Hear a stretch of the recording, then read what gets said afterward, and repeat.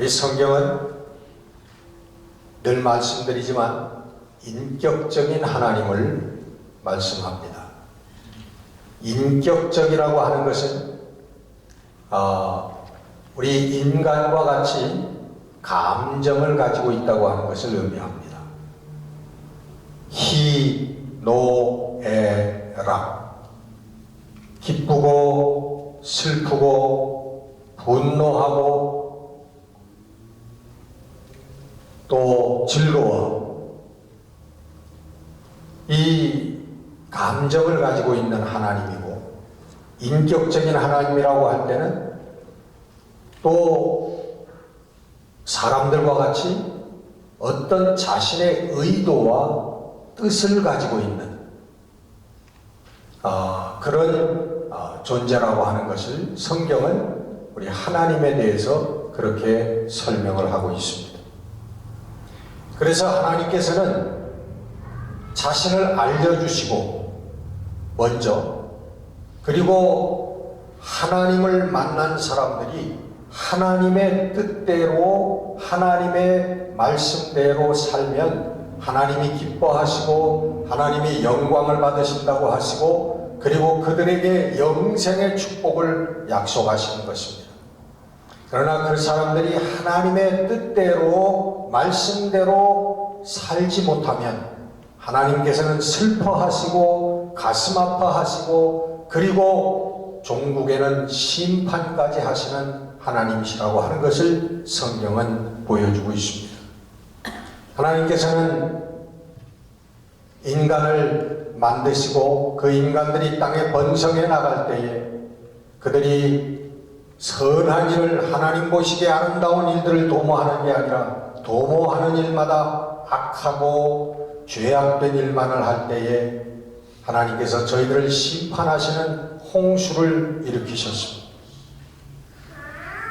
그러나 온전히 그 인류를 말살하지 아니하시고 노아들을 통하여, 노아의 자손들을 통하여 하나님께서 다시 한번 하나님의 뜻을 이 땅에 펼치게 되는 것입니다.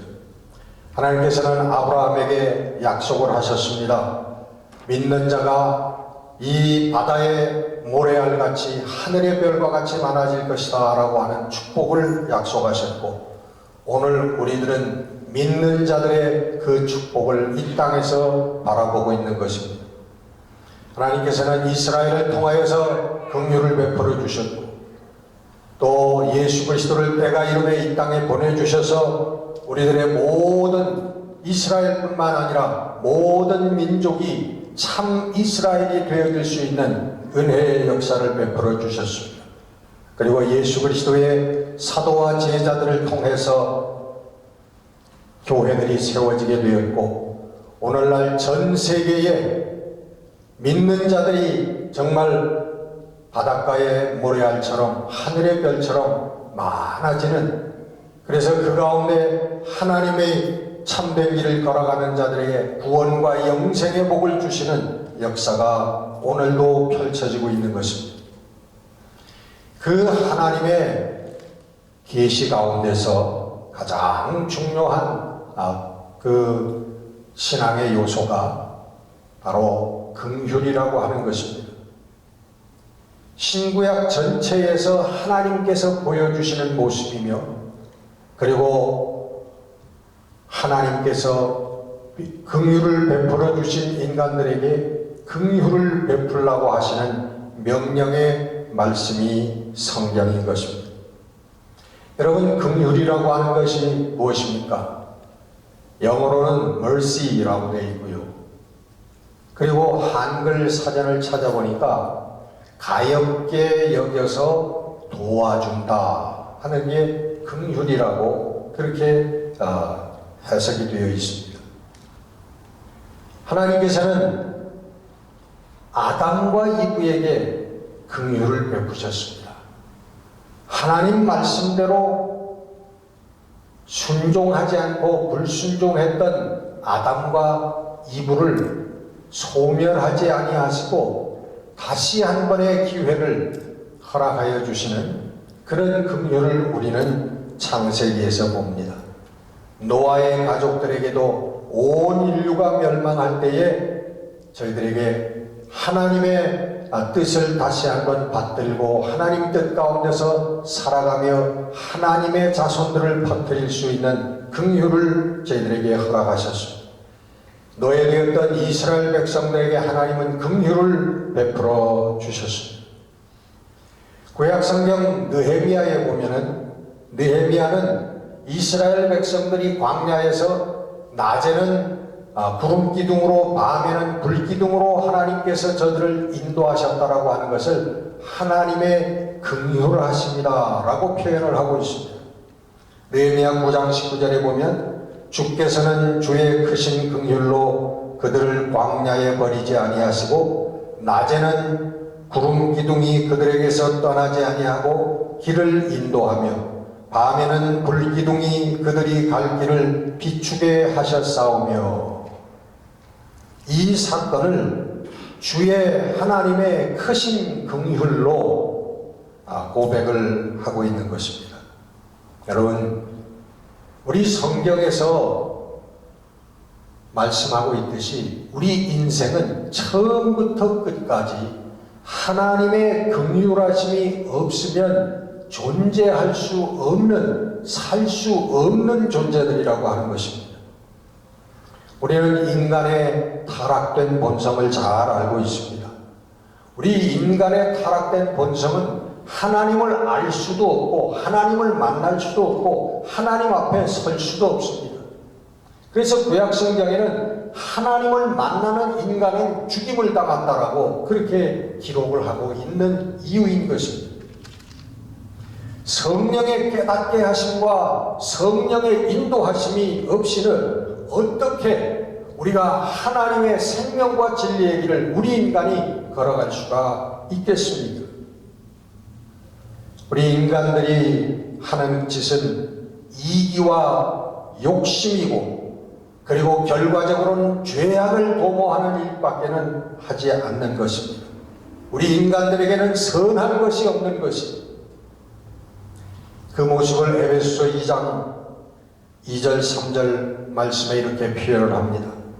세상 풍조를 따르고 공중 원세를 잡은 자를 따랐고 육체의 욕심을 따라 지내며 육체와 마음이 원하는 것을 하여 본질상 진노의 자녀였더니 우리 타락된 인생을 그 인간의 모습을 이렇게 표현하고 있는 것입니다.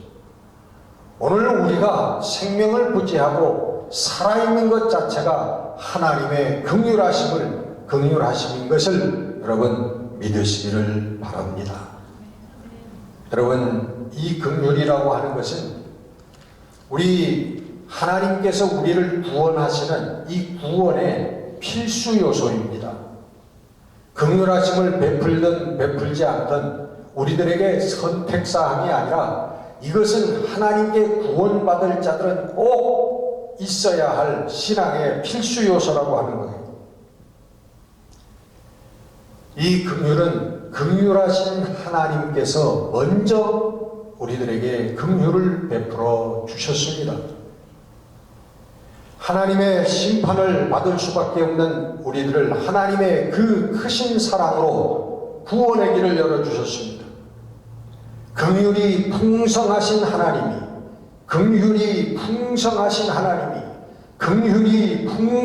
하나님이 우리를 사랑하신 그 큰 사랑으로 인하여 허물로 죽은 우리를 그리스도와 함께 살리셨고 디도서 3장 5절에는 이렇게 말씀하고 있습니다. 우리를 구원하시되 우리가 행한 바 의로운 행위로 말미암지 아니하고 오직 그의 긍휼하심을 따라 중생의 씻음과 성령의 새롭게 하심으로 하셨나니 하나님께서 우리를 구원하셨는데 우리가 행한 선한 일, 의로운 일 그 기준으로 우리를 구원하시는 게 아니라 하나님의 긍휼하심으로 오직 하나님의 긍휼하심으로 우리를 구원하셨다는 것입니다. 그리고 그 하나님께서는 우리들에게도 내가 너희들에게 긍휼을 베푼 것 같이 너희도 서로 긍휼을 베풀라라고 명령하고 계시는 것입니다. 아까도 말씀드렸듯이 우리가 내 형제와 이웃들에게 긍휼을 베푼다고 하는 것은 이것은 선택사항이 아닙니다.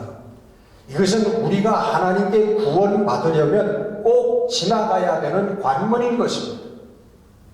이거 없이는 하나님 앞에 설 수가 없다고 성경은 분명하게 강조하고 있습니다. 야고보서 2장 13절에 보면요, 긍휼을 행하지 아니하는 자에게는 긍휼 없는 심판이 있으리라. 긍휼은 심판을 이기고 자랑하느니라. 그렇게 되어 있습니다. 여러분, 우리 형제들에게 긍휼을 베풀지 않는 자는 하나님 앞에도 긍휼하심을 받을 수가 없다는 것입니다. 구원받을 수 없다는 거예요. 하나님의 약속하신 영생의 축복을 받을 수가 없다는 것입니다.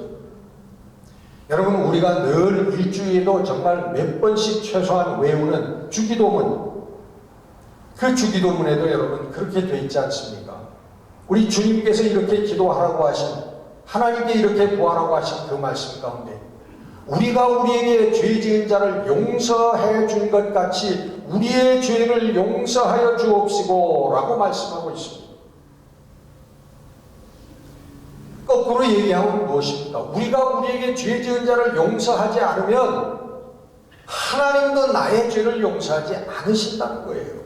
내 허물과 과오를 하나님께서도 용서하지 않는다고 하는 것입니다. 긍휼을 베풀지 않으면 긍휼하심을 얻지 못하고 죄를 용서하지 아니하면 우리의 죄를 용서받지 못하는 것입니다. 여러분, 이 말씀은 모든 죄악된 일들과 잘잘못들을 그냥 모른 채 묵인하고 지나가라고 하는 말씀이 아닙니다. 우리는 잘못된 것과 옳은 길을 우리는 분명히 판단하고 알아야 하고 가르쳐야만 합니다. 지적해야만 합니다. 그러나 우리의 마음은 나도 그와 같이 동일한 죄를 범할 수 있는 연약한 인간임을 우리가 깨닫고 우리가 그를 정죄하지 않는다고 하는 것입니다. 긍휼한 마음을 갖는 것이 바로 그것인 것입니다. 우리 예수님의 우리 최고의 강조점도 바로 긍휼입니다. 마태복음 9장 13절에 너희는 가서 내가 긍휼을 원하고 제사를 원하지 아니한다 하는 뜻이 무엇인지 배우라 하면서 구약의 말씀을 인용해서 정말 참 신앙의 마음이 어떤 것인가라고 하는 것을 우리들에게 강조하고 계십니다. 여러분, 그 당시 그 유대인들에게 너희가 가서 긍휼을 베풀고 이웃들에게 내 형제 자매들에게 긍휼을 베풀고 제사보다도 긍휼을 베푼다 하신 그 구약의 말씀에 하나님 말씀의 뜻이 무엇인가 제대로 좀 배우고 와라. 여러분, 유대인들에게 그 대제사장들에게 서기관들에게 이 말씀을 할 때에 그 유대인들이 이것은 벼락 맞을 말씀입니다. 그 제사라고 하는 것을 인생의 목표로 삼고 있고 신앙 자체라고 생각하고 있는 그 유대인들에게 제사보다 긍휼을 가서 배우고 와라 라고 하는 그 예수님의 말씀은 대단히 혁명적인 말씀이에요. 오늘도 여러분 이 말씀이 정말 이해되는가 의심스러운 그런 많은 성도들이 있습니다. 교회에 나온다 하고 하나님을 믿는다 하면서도 도대체 이 말씀이 무엇인지를 모르는, 신앙의 근간을 모르는, 깨우치지 못하는 사람들이 많이 있다고 하는 것입니다. 오늘 본문 말씀이 이 동일한 말씀입니다. 오늘 본문 말씀에 예수님께서는 하나님을 섬기는 사람의 마음, 자세, 그 삶이 어떤 것인가라고 하는 것을, 근본적인 것이 어떤 것인가라고 하는 것을 우리들에게 말씀하고 계십니다. 신앙이라고 하는 것은 정의와 긍휼과 믿음의 마음으로 사는 것이다. 의와 인과 신이다. Justice, mercy, and faithfulness.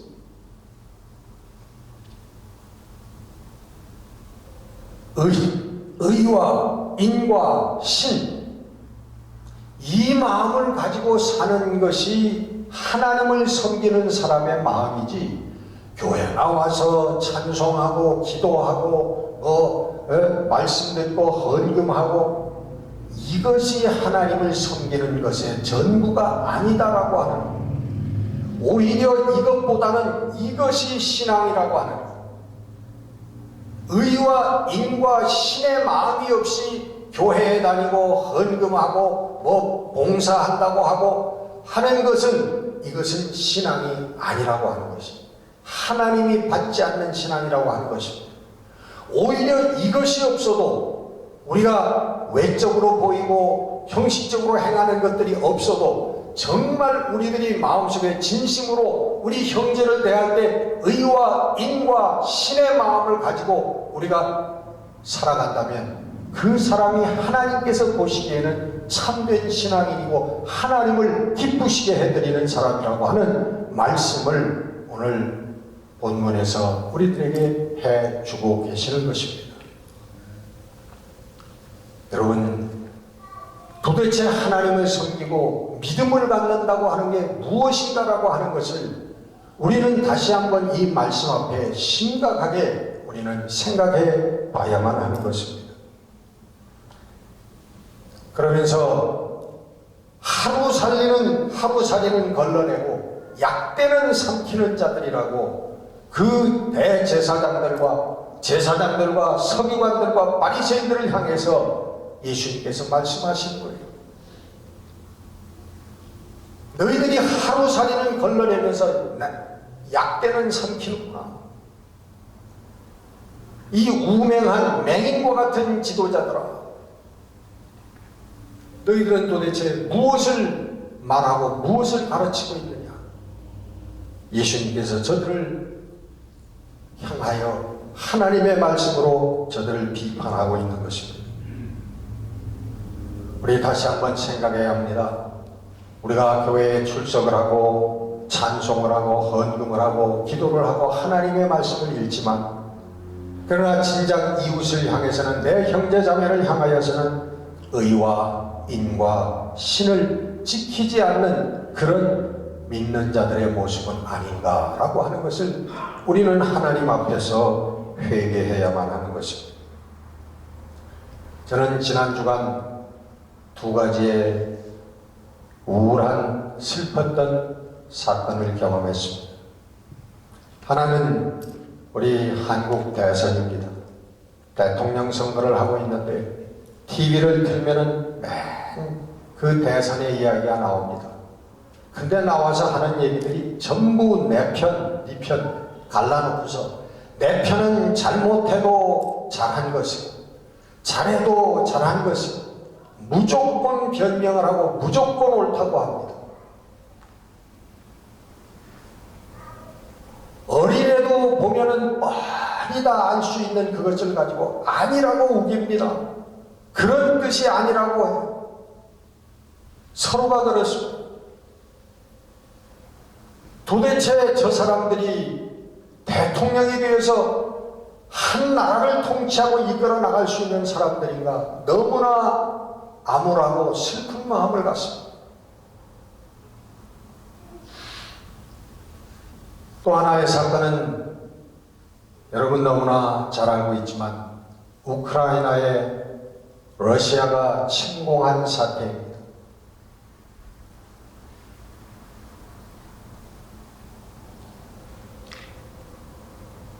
그 젊은 아빠가 한 3살짜리 딸아이,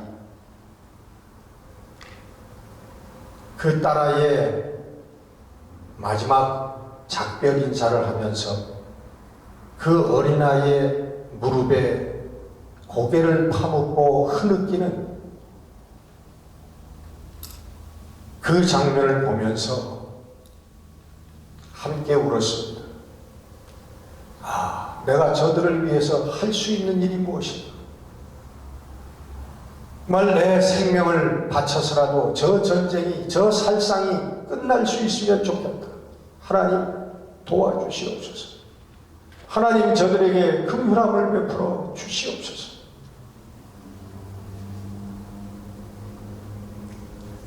여러분, 이 세상은 이 긍휼이 없어서 고통하고 있습니다. 하나님의 긍휼하심을 입은 성도들이 이웃과 세상을 향하여서 긍휼의 삶을 보여줘야만 하는 것입니다. 그 삶을 살아내야만 하는 것입니다. 그때 하나님께서 연약하고 부족한 우리들이지만 하나님과 함께하는 그 영광의 구원의 자리에 우리를 세워주실 것을 저는 믿습니다. 여러분 삶에 이 하나님의 긍휼하심이 임하였고, 그리고 이제는 여러분들이 우리의 이웃과 세상과 형제자매들을 향하여 긍휼의 눈을 가지고 긍휼의 마음을 가지고 나아가는, 저들과 함께 긍휼의 찬송을 부르며 나아가는 역사가 일어날 때 우리 교회가 살고 우리 사회가 살고 모든 나라들이 평화를 누리는 역사가 일어나게 될 줄로 믿습니다. 기도하십시다.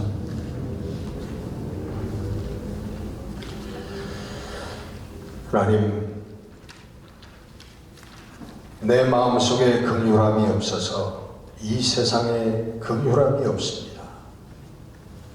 하나님 일찍이 저희에게 긍휼함을 베풀어 주시고 하나님의 생명의 거룩한 면류관을 보여주셨는데, 이제 성령의 도우심으로 그 영광과 빛나는 구원의 삶을 향하여 나아가게 하셨는데, 그러나 아직도 우리 이웃과 내 형제 자매들을 향하여 긍휼함을 베풀지 못하는 우리의 부족한 마음을 주 앞에 고백할 수밖에 없습니다. 이 긍휼이 없는 마음들이 모여져서 오늘날 분쟁이 되어지고, 그리고 전쟁이 되어지고 살상이 되어지는 것을 저희는 목도합니다.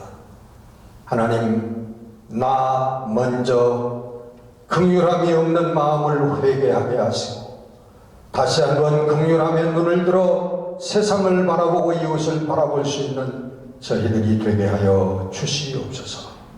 그때 우리 가정이 살고 우리의 교회가 살고 우리의 사회와 민족이 살아나게 되는 줄로 믿습니다. 하나님이 긍휼하심을 우리들에게 베풀어 주시옵소서. 우리 주 예수 그리스도 이름으로 감사하며 기도드렸습니다. 아멘.